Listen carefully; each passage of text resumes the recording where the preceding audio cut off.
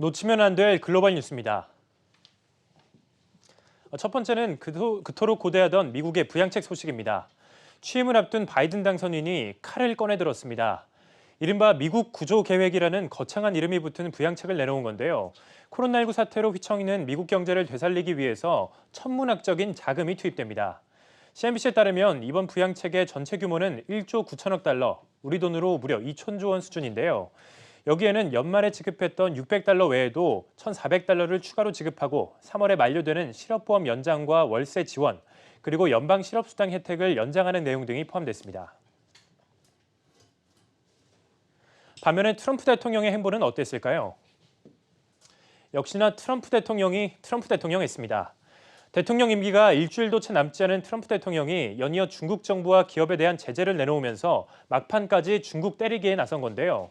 월스트리트저널은 이날 트럼프 행정부가 샤오미를 비롯해 중국의 9개 회사를 국가안보를 위협한다는 이유로 블랙리스트 명단에 올렸다고 보도했습니다.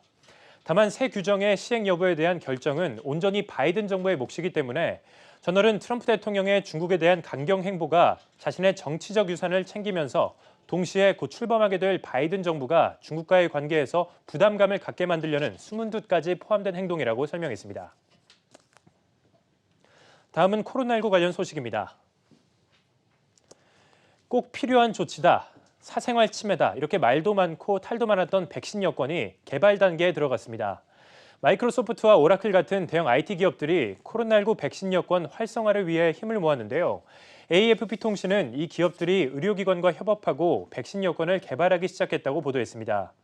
백신 여권은 코로나19 백신을 접종받았다는 사실을 입증하는 일종의 디지털 증명서로 스마트폰 앱 형태로 발급될 전망이지만 일각에서는 정부가 백신 접종자를 추적한다는 명목으로 스마트폰을 통해 개인을 감시할 수도 있다는 우려를 낳았습니다.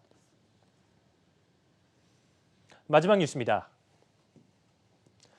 트럼프 대통령이 미국 내 세탁기 제조사를 보호하기 위한 세이프가드를 연장했습니다. 로이터 통신에 따르면 이 조치는 2018년 1월에 처음 적용한 세탁기와 세탁기 부품 관세율 쿼터를 연장한 것으로 이번 연장은 2년간 적용될 것으로 알려졌는데요. 다만 세이프가드가 연장되더라도 삼성과 LG전자에 미치는 영향은 제한적일 것으로 예상이 됩니다. 삼성과 LG는 세이프가드 발동 뒤에도 각각 사우스캐롤라이나와 테네시주에 세탁기 공장을 짓고 미국 내수의 상당 부분을 자체 생산하고 있다는 게 업계의 설명입니다. 지금까지 글로벌 뉴스 박찬희였습니다.